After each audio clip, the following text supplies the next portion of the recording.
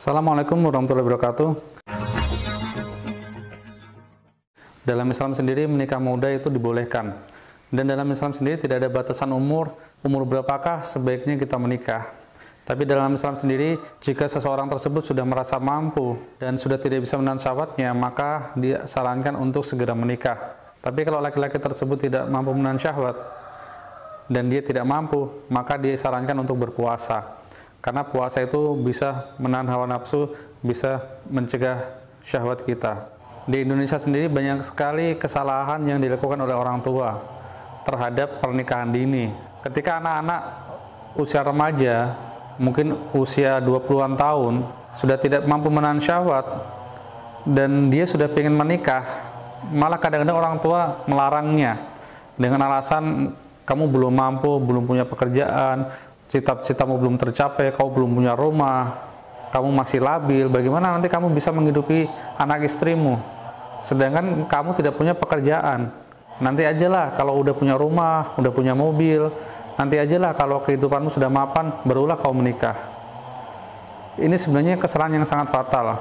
Karena dengan kita melarang tersebut, otomatis ketika anak sudah tidak bisa menahan syahwatnya, dan pergaulan zaman sekarang ini kita bisa melihat pergaulan sangat bebas, maka hati-hati karena anak-anak kita itu bisa terjerumus ke dalam zina. Dan kita sebagai orang tua kadang sangat sulit mengontrol, sahabat. Nah, maka kita sebagai orang tua harus mendukung. Jangan malah kita sebagai orang tua merasa khawatir. Jangan lupa bahwa ketika seseorang menikah itu membuka satu pintu rezeki buat dia. Maka Allah memberikan rahmat, menurunkan rezeki buat orang-orang yang melakukan pernikahan.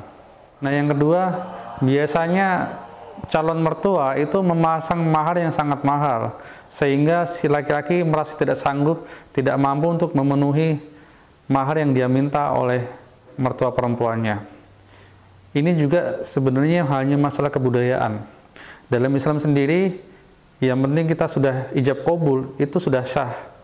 Ya, disaksikan dengan 2 orang saksi, itu sudah sah menurut hukum Islam. Dan di dalam pemerintah Indonesia pun itu juga sudah sah secara hukum. Mahar, mas kawin dan sebagainya itu hanyalah adat istiadat. Sebaiknya orang tua juga memberikan kemudahan terhadap calon menantu dengan masalah mahar ini.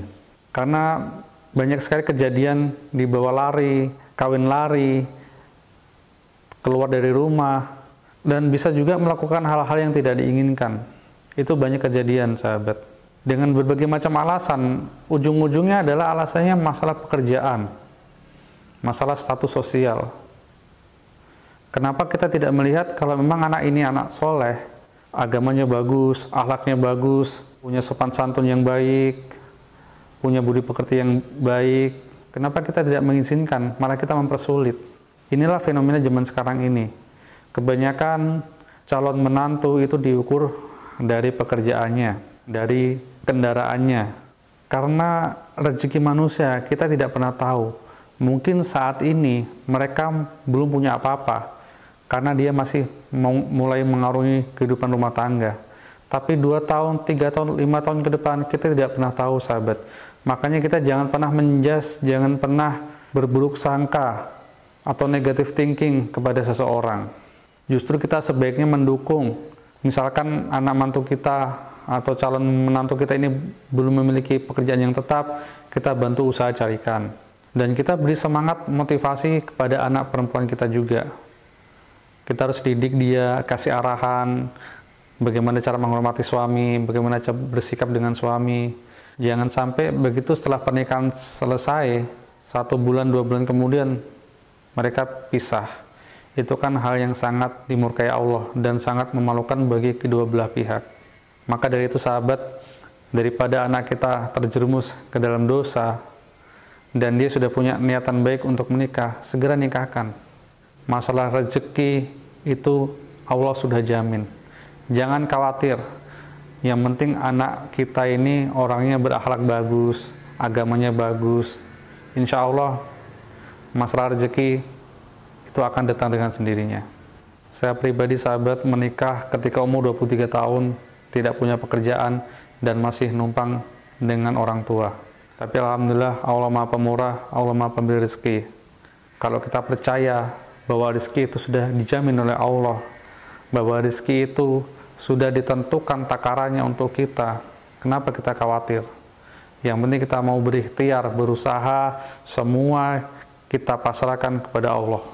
Bagi sahabat-sahabat yang mau nikah, silakan. Kalau memang merasa sudah sanggup, sudah mampu, dan sudah tidak bisa menahan syahwat, segeralah menikah. Datangi orang tua calon kita dengan baik-baik, atau dengan cara mengutus seseorang untuk menanyakan perihal wanita yang kita cintai. Dan orang tua dari kedua belah pihak ini memiliki peranan yang sangat penting.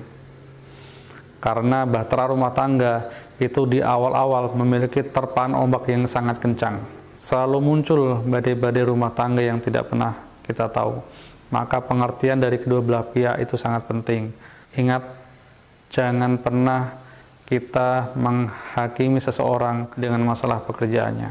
Lebih baik sahabat kita marahin calon menantu kita atau anak kita ketika ia meninggalkan sholat, ketika ia lupa dengan agamanya, ketika ia malas untuk beribadah, daripada kita marahi tentang masalah pekerjaan.